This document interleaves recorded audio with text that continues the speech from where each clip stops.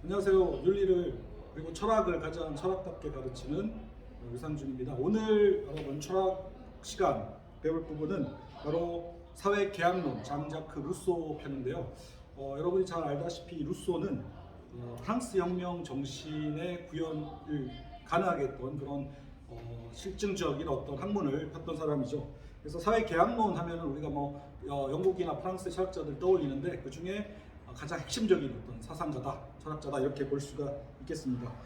프랑스 혁명이라고 하면 그 레미제라블이라는 그 영화에도 보면 그 마치 그러니까 행진을 하면서 그 사유를 외치는 장면이 나오는데 그 장면을 한번 떠올려 보시면서 여러분 함께 배워보시면 좋을 것 같습니다. 먼저 인민의 자기 계약에 관한 국가 권력의 형성에 있어서 사회 계약론은 어떤 역할을 했느냐 하면 루소가 이런 말을 했죠. 주권은 양도될 수 없으며 또한 대표될 수도 없다. 그것은 본질적으로 전체 의지에 속한 것이며 이 전체 의사는 대표될 수 없다. 마치 좀 어려운 그런 문구처럼 들리지만 사실은 주권은 누구도 침해할 수 없다라는 얘기를 하는 거고요.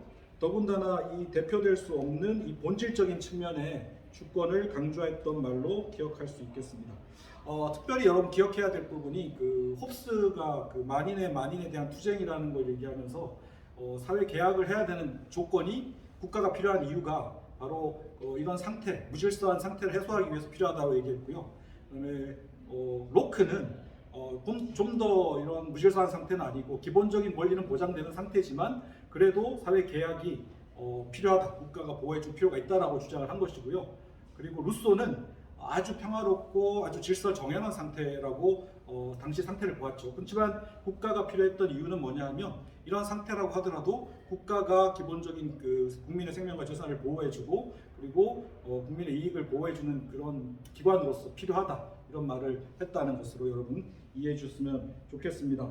특별히 세 사람의 공통점은 사회 계약론자라는 거고요. 사회 계약론을 통해서 이들이 만들려고 했던 세상은 알겠죠? 예, 바로 사회 계약론. 사회 계약론에서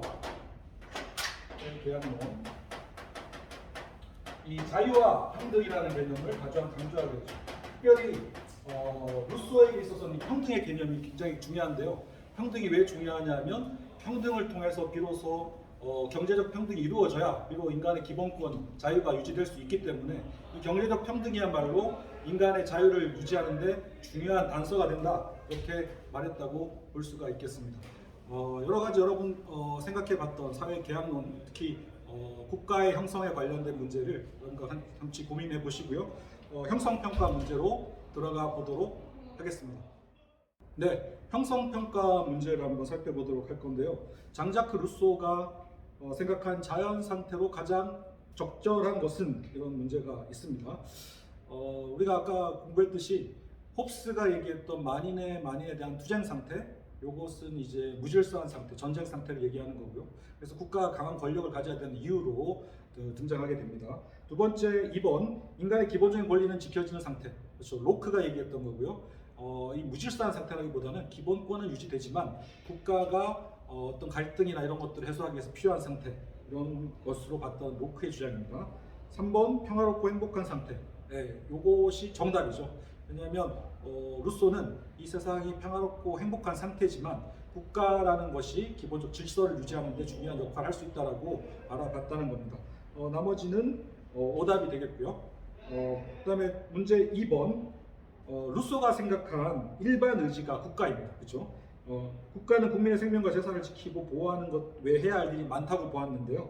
루소의 주장이 아닌 것은 무엇일까요? 1번, 경제적 평등을 이루는 데 힘써야 한다. 그렇죠. 경제적 평등이 있지 않으면 자유가 주어져도 인간은 행복을 유지할 수 없다. 이렇게 봤다는 거고요. 두 번째, 국민을 억압하는 통치자는 물러나야 한다. 그렇죠. 맹자의 역성혁명의 개념과 비슷하게 루소는 국가가 국가 역할을 하지 못하면 그렇죠? 네, 이런 일반 의지로 합의된 개념이기 때문에 합의를 파기할 수 있다. 이렇게 주장한 거죠. 그리고 복지국가는 다른 생각을 가졌는데요. 국민의 수가 늘어날수록 정부는 축소되어야 한다. 3번도 맞는 얘기가 됩니다. 정부가 커지고 그러면 국민에게 부담이 더 된다는 생각을 했던 것 같습니다. 그리고 4번, 오직 합법적인 권력에만 복종해야 된다. 그렇죠. 일반 의지라는 것은 우리가 동의했을 때만 유효한 그런 의지가 되겠죠. 국민의 주권이 합쳐진 상태. 네, 정답이고 맞는 얘기고요. 5번 인간의 권리와 시민의 권리는 구분하지 않는다.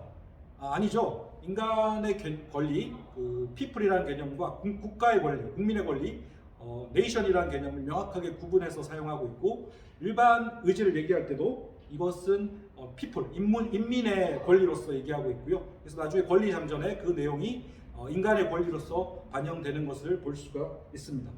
지금까지 사회계약론, 루소에 관련된 형성평가 문제를 간단하게 여러분과 함께 풀어보았습니다.